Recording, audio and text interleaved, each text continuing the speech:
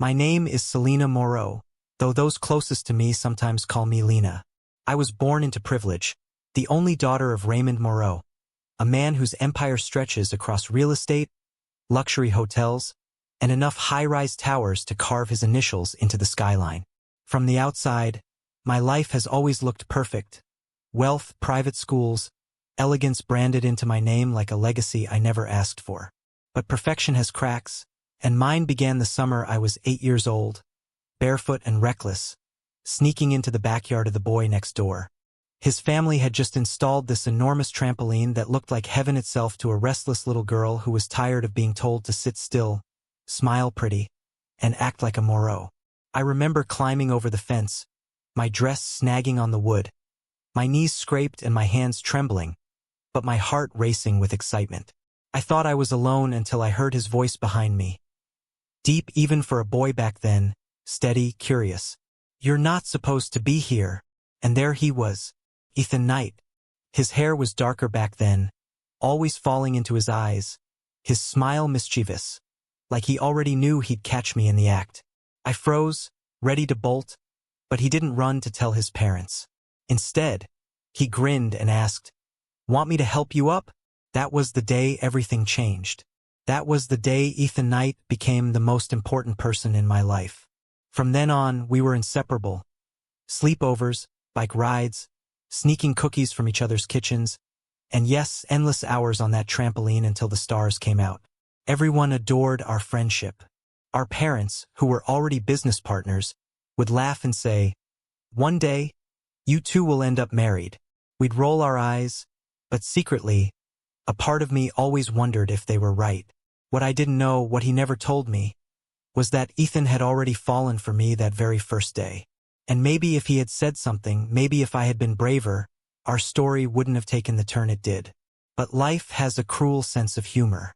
By senior year of high school, the perfect bubble we lived in popped. Our father's companies got into a brutal conflict over contracts, money, and control. The tension between them spilled over into our lives. Suddenly, being seen together wasn't adorable anymore. It was betrayal. We tried to fight it at first. I remember us sneaking into each other's rooms late at night, whispering promises that nothing could separate us. But misunderstandings are poisonous. Ethan thought I didn't like him back. He never told me how he felt, but I could see it in the way he avoided my eyes, in the sharp words he threw at me when we argued. And then came the night that destroyed everything. A stupid party, too much alcohol, and that girl, Melissa. I still hate saying her name. I walked into that room, searching for him, and what did I see? Ethan, half-conscious, sprawled in bed. Melissa curled up against him with a smirk of triumph. My heart shattered into 1,000 pieces. I didn't stay to listen. I didn't ask questions. I just left, tears burning my face, swearing I would never forgive him. What I didn't know then was that he had been drugged, set up, a pawn in Melissa's cruel little game. But it didn't matter. I saw what I saw and I believed it. That night was the end of us. For years we didn't speak. We went to different colleges, built our own lives, pretended the other didn't exist. I graduated from Columbia with honors in finance and buried myself in the family business, determined to prove I could run Moreau Enterprises without ever leaning on a man, least of all him. But I never stopped thinking about Ethan. Fast forward to now. We're not kids anymore. We're heirs. Our fathers, after years of bitterness, have finally reconciled, and they've decided the best way to seal their partnership again is to marry us. Can you believe that? Ethan Knight, the boy who broke me, is supposed to be my husband. At first, I refused. I slammed my hand on the table and told my father I would never agree. But then came the threat. If I said no, I'd lose everything. My inheritance. My position in the company I had sacrificed my youth for. It was the same for Ethan. Only, when he learned it was me, something shifted in his eyes. I expected him to fight. I expected him to reject me the way I was so ready to reject him. But instead, he smiled. Smiled, like the devil himself, and said, "If it's her, then I'll do it." I wanted to scream. I wanted to run. But I didn't. Instead, I made a plan. A secret contract, written and kept in my desk drawer, with a folded copy tucked in my purse. 1 year. That's all I would give him. 1 year of marriage, then freedom. I thought I could handle it. I thought I could guard my heart. But Ethan Knight has never played by the rules, and as I stand here now, staring at the engagement ring he slid onto my finger with a possessive glint in his eyes, I can feel the ground trembling beneath me. Because deep down I know he's not going to let me go. Not after 1 year. Not ever. And the worst part? A small, traitorous part of me isn't sure I want him to. The first time I saw Ethan after years of silence, it felt like the air had been sucked out of the room. I had convinced myself that I was over him, that burying myself in Moreau enterprises and clawing my way to recognition in a company full of men twice my age had hardened me. But when he walked into the dining hall like he owned it, all that strength crumbled like sand slipping through my fingers. He was taller now, broader, dressed in a perfectly tailored black suit that screamed power and arrogance. His hair was slicked back, darker and sharper than I remembered, his jawline more chiseled, and his eyes, those stormy gray eyes I once knew better than my own, burned into me with a kind of quiet hunger that made my stomach twist in knots. I wanted to hate him. I wanted to spit in his face and remind him of the night he ruined everything, the night that shattered the girl I used to be. But my body betrayed me. My pulse raced, my breath caught, and I couldn't look away. "Hello, wife," he said smoothly, leaning close enough that only I could hear. My name sounded like a secret on his tongue. I flinched, glaring at him. "We're not married yet, Ethan." His grin widened, slow and knowing. Technicalities. That was Ethan Knight in a nutshell, always bending rules, always pushing limits, always getting under my skin. The engagement dinner turned into a battlefield dressed as a celebration. Our parents toasted to new beginnings, while I tried not to choke on my wine every time Ethan brushed his hand against mine under the table. He was doing it on purpose, teasing me, testing me, and damn him, it was working. Later, when everyone else drifted away into laughter and cigars, I cornered him in the garden, fury burning in my veins. "Listen to me, Ethan," I snapped, my voice shaking with equal parts rage and nerves. "This isn't real. I don't want this marriage any more than you do." He leaned casually against the stone wall, hands tucked into his pockets, watching me like I was his favorite kind of chaos. "Don't you?" "No," I fired back. "I'll do it because our fathers are forcing us. But that's it. I've already decided we'll last 1 year. Then it's over." For a second, something flickered in his eyes. Anger? Amusement? Maybe both. Then he chuckled low in his throat, the sound vibrating straight through me as he pushed off the wall and stepped closer until my back hit the cold stone. His breath fanned across my cheek as he whispered, "1 year? Sweetheart, I don't think you understand. When I make you mine, I don't let go." My chest tightened, heat crawling up my neck. I shoved him away, palms tingling from the contact. "Don't flatter yourself, Knight." But he didn't look discouraged. If anything, he looked delighted, like I had just challenged him to a game he had every intention of winning. From that moment, Ethan made it his mission to torment me. Every fitting, every photo shoot, every planning session for the wedding. He was there, pushing buttons, stealing glances, brushing fingers against mine like it was an accident. He whispered things that left me flustered and furious. At the cake tasting, he leaned close, his voice a sinful murmur against my ear. "You've still got frosting on your lips. Want me to lick it off?" I nearly stabbed him with the fork. At the venue walkthrough, he grabbed my hand in front of our parents and pressed a kiss to my knuckles, his gray eyes daring me to pull away. "She's perfect, isn't she?" he told them, his voice dripping with pride and possession. The moment their backs were turned, I yanked my hand free. "Stop putting on a show," I hissed. His lips brushed close to my ear as he whispered back, so low and husky I felt it in my bones, "Oh, Selena." But I'm not acting. Nights were worse. I'd lie in bed, staring at the ceiling of my suite in the Moreau penthouse, reminding myself that I was strong, that I had a contract hidden in my desk drawer promising freedom in 1 year. And yet, I couldn't erase the way his gaze lingered on me, the way his touch burned long after he left. My body betrayed me over and over, craving something my heart swore I didn't want. The night before the wedding rehearsal, I tried to lose myself in paperwork in my father's library, hunched over financial reports by lamplight. But of course Ethan found me. He always did. He leaned against the doorway like a shadow summoned by my thoughts, his tie loose, his shirt collar undone, looking every bit the sin I was trying to resist. "Burning the midnight oil?" he asked, his voice casual but his eyes sharp. I ignored him, pretending to focus on the numbers.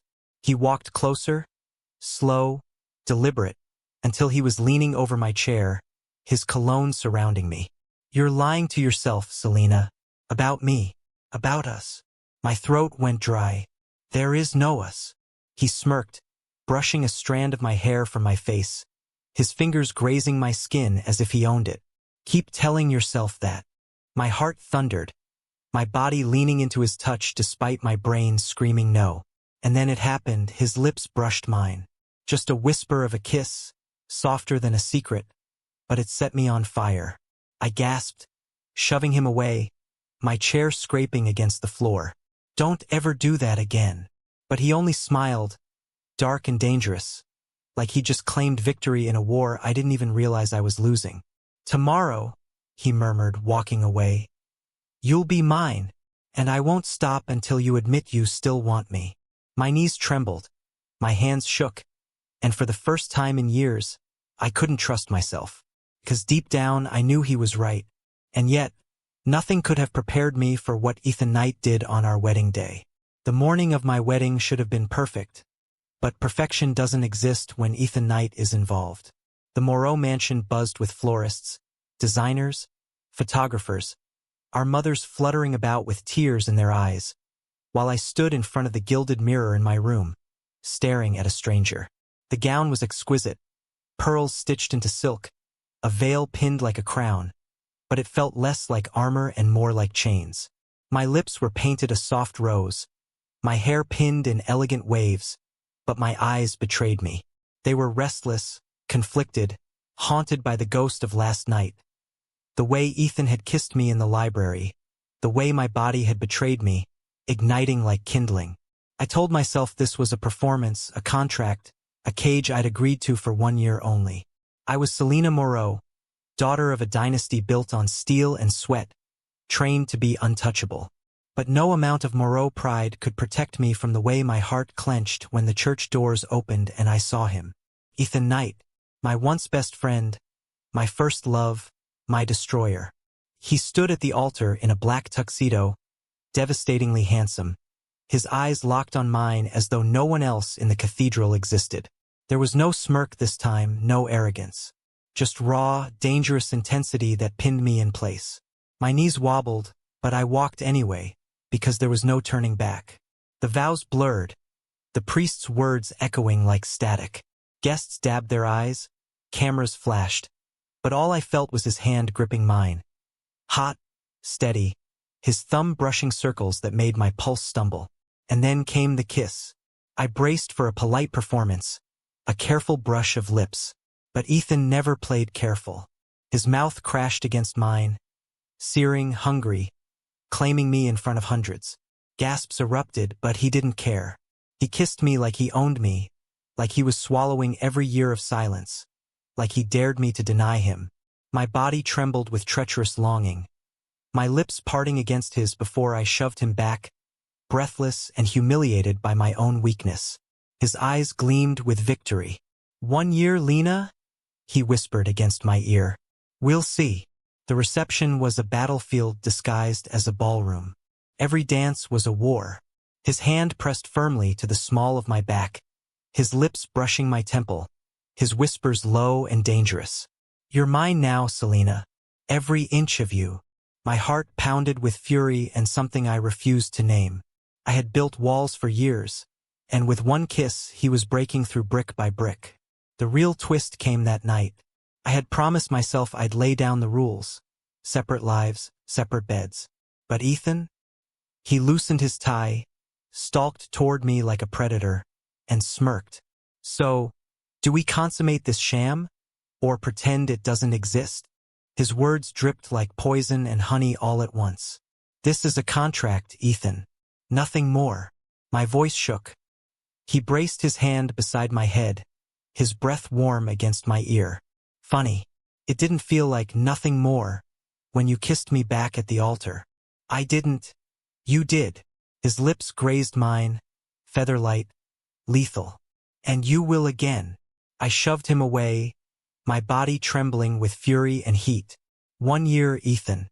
That's it." He studied me, his eyes darkening, then smiled slowly, dangerously. "We'll see who gives up first." The weeks that followed were torment.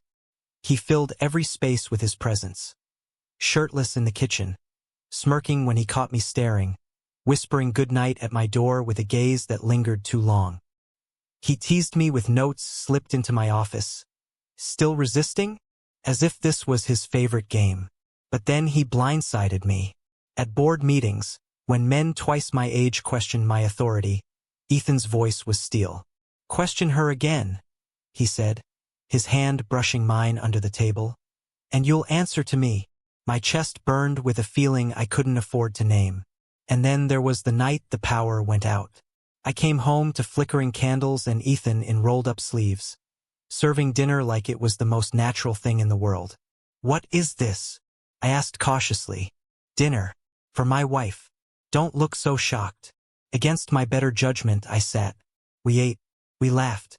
And for one fragile, terrifying moment, I remembered what it felt like to love him, to need him, to believe in us. Later, as he walked me to my door, his hand brushed mine, lingering. His voice was low, ragged, a plea disguised as a challenge. "Tell me you don't feel it, Lena." I couldn't speak. My throat closed, my heart thrashing against my ribs. His lips brushed my cheek, his words sinking like a promise. "I'll make you admit it, even if it kills me." When I closed the door on him, I pressed my forehead to the wood, shaking. Because he was winning. Because part of me wanted to let him. But nothing, absolutely nothing, could have prepared me for the night I stumbled across the secret Ethan had been keeping. The one that could either destroy us forever, or prove he had loved me all along. It happened on a rainy night, the kind where thunder rattles the windows and every flash of lightning exposes shadows you don't want to see. I, Selena Moreau, had been working late, combing through merger documents, when I realized Ethan's office door, usually locked, was ajar. Something tugged at me, a whisper that said look closer, even though every instinct warned me not to. And of course I pushed it open. The room smelled faintly of his cologne, rich and intoxicating, and papers were strewn across his desk in that careless way only he could manage. But it wasn't the contracts that caught my attention. It was the leather-bound journal half hidden under a stack of reports. Against my better judgment, I opened it. What I saw inside made my entire world tilt. My name. Over and over, my name. Scribbled, written, etched into the pages like he couldn't stop himself. And not just my name. Letters, confessions, pieces of a truth I had never been allowed to see. She was my first everything. She'll be my last. Even when she hated me, I loved her. I'll love her until I'm ash. My chest tightened so painfully I could barely breathe. And then came the entry that shattered me completely. The night of the party. His words were jagged, desperate. I was drugged. I told her I loved her, but she wasn't there to hear it. Melissa set me up, but Lena saw us before I could explain.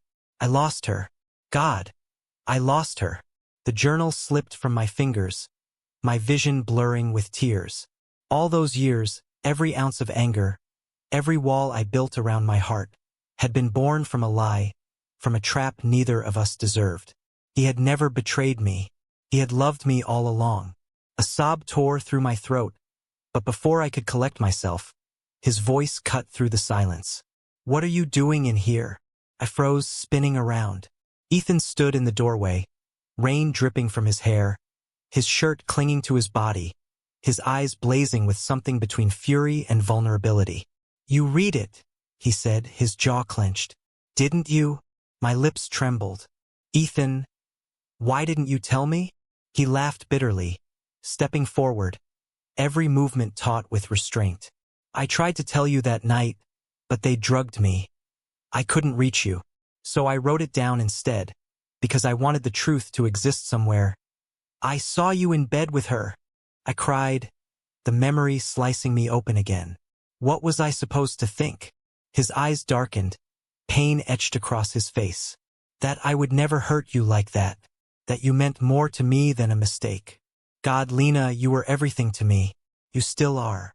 My breath hitched, tears streaking my cheeks. Why hide this? Why write it all down instead of just saying it? He stopped inches away, his voice raw. Because I didn't think I deserved to. You hated me. I thought if I wrote it down, at least the truth would exist somewhere, even if you never forgave me. The storm outside roared, echoing the storm between us. My chest ached. Betrayal layered over betrayal. But beneath it, truth pulsed. Could I let go of years of anger in a single heartbeat? I shook my head, choking back a sob. All these years wasted. He cupped my face suddenly, his hands trembling. Not wasted, because we're here now. We're standing here and you know the truth.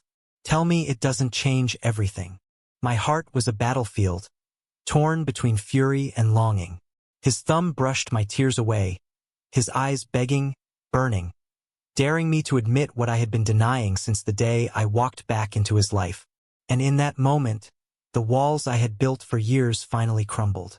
I crashed into him, my lips colliding with his in a kiss so fierce, so desperate, it felt like reclaiming oxygen after drowning. He groaned against my mouth, his arms wrapping around me, lifting me off the ground as if he couldn't bear another second of distance. Every suppressed feeling, every sleepless night, every whispered denial exploded between us in that kiss. My hands tangled in his hair, his mouth devouring mine like he had waited a lifetime. And he had. We stumbled against the desk, papers flying, lips never breaking, hands roaming, hearts pounding in sync. For the first time in years, there was no contract, no one-year limit, no pretense. Just us. Just Ethan and Selena. He broke away only to whisper hoarsely, his forehead pressed to mine. I'll never let you go again. Not in 1 year. Not in 100. Never. My chest heaved, my voice shaking. You drive me insane. His grin was wicked, but his eyes were soft, unguarded. Good. Because you've owned me since the day you stole my trampoline. Laughter broke through my tears, a sound I hadn't let myself make with him in so long. Felt like healing, felt like home. But just when I thought we were finally on solid ground, fate twisted the knife again. Because the very next morning, a headline exploded across the business world. Marriage merger scandal. Knight and Moreau heirs under fire for secret contract agreement. My blood ran cold as I stared at the screen. The words mocking me. The very secret I thought I had hidden now laid bare for the world. And standing beside me, Ethan's hand gripping the phone. His jaw set like stone. I knew this wasn't just a scandal. This was war. The world has a way of destroying beautiful things the moment you dare to believe in them, and that morning was proof. The scandal spread like wildfire. News outlets, shareholders, social media drowning in whispers and accusations. Marriage of convenience. Secret contract. Fraud. Every headline twisted the knife deeper, turning our love into a bargaining chip and our vows into a lie for the world to pick apart. My father, Raymond Moreau, called from Paris, his voice like cold steel. Selena, you've embarrassed this family. If this is true, you will not only lose your inheritance, you will lose the Moreau name. On Ethan's end, the night board called an emergency meeting, their trust in him hanging by a thread. It felt like the world had set fire to everything we had just rebuilt.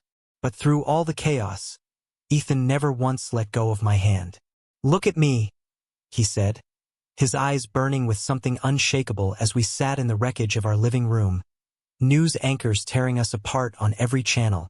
This is what they want, to divide us, to make us break. But I won't let them. Not this time. Not ever. His words cracked something inside me. All my life I had fought to prove myself, to my father, to the company, to the world. I had believed I needed walls, contracts, rules to protect me. But sitting there, Ethan's hand wrapped around mine like it was the only anchor left in the storm. I realized something. I didn't need protection. I needed him. By the afternoon, the storm found a face. Melissa. She was confronted after traces of her digital signature appeared in the leaked files. Cornered. She broke down. Her confession spilling in front of the night board and my father. "I did it," she whispered, her voice trembling. "I couldn't stand watching him with her. He was supposed to be mine. So I leaked it. I thought she'd leave him."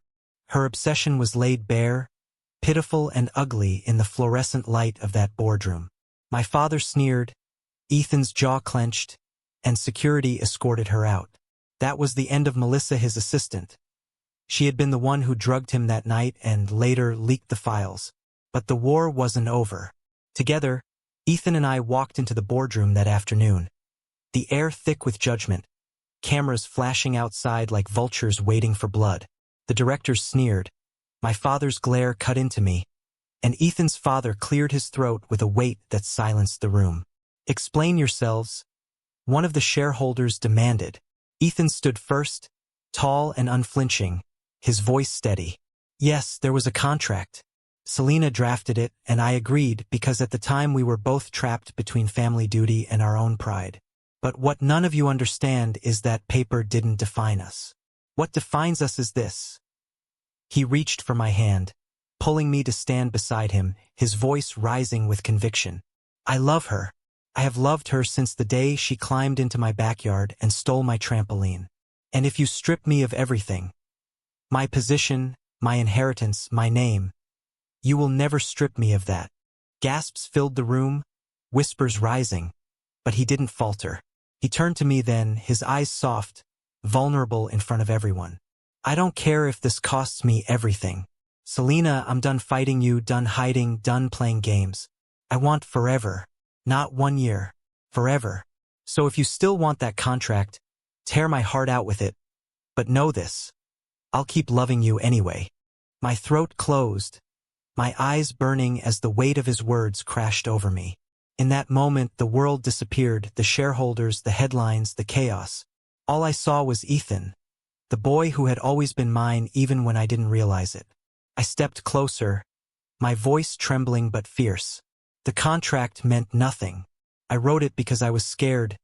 Scared of you. Scared of us. Scared of how much you still owned me after all those years apart. But you were right, Ethan. You never let me go. And God help me, I don't want you to. His breath caught, his grip on my hand tightening as though anchoring us both. "So what are you saying?" he whispered, hope trembling in his voice. I smiled through my tears, pulling the folded contract from my purse, the very paper that had chained me to fear for so long. Without breaking his gaze, I ripped it in half, the sound echoing through the stunned silence of the room. "I'm saying forever," I whispered. The room erupted. Protests, outrage, chaos. But none of it mattered, because Ethan pulled me into his arms right there in front of everyone, crushing his mouth to mine in a kiss that silenced every doubt, every lie, every whispered rumor. It was raw, reckless, defiant, and absolutely ours. Later, when the storm settled and the cameras had their fill, when our fathers grudgingly realized they couldn't break us without breaking their empires too, Ethan and I found ourselves alone again, in the quiet of our home.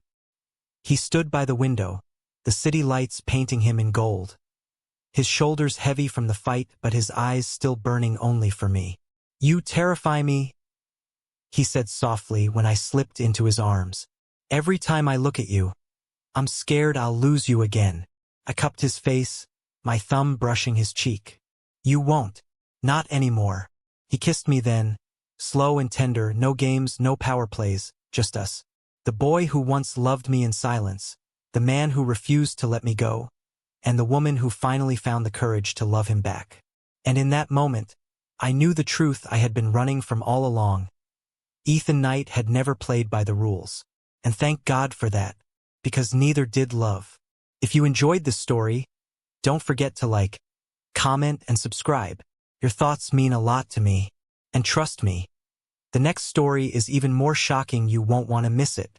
Turn on the notification bell so you're the first to know.